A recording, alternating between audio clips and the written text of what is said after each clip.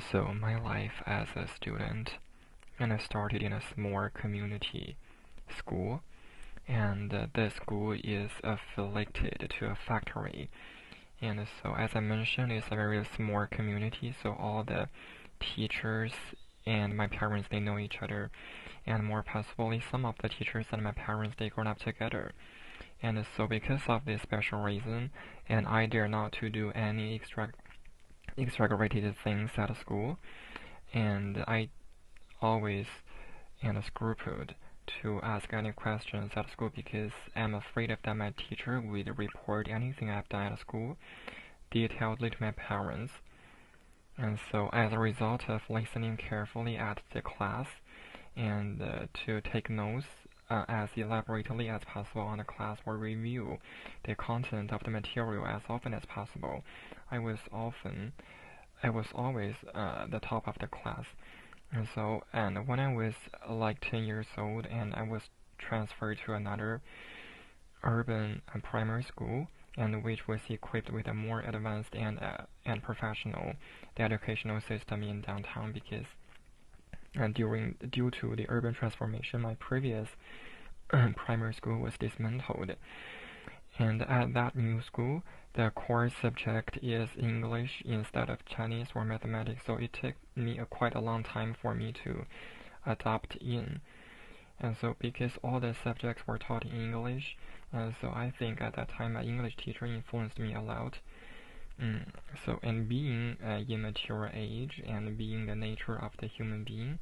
and so I think at that age the students were more likely to decide whether to prefer one subject over another depending on the appearance of the teacher. Mm, so all of the classmates were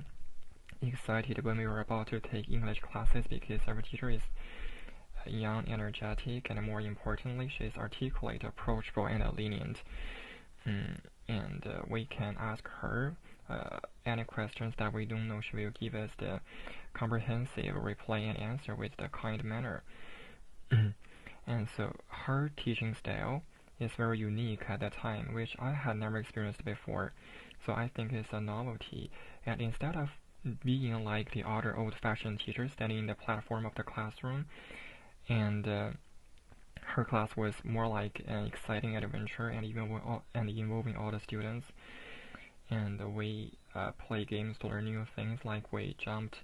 high to try to pat the flashcard and while speak the English vocabulary as loudly as we can,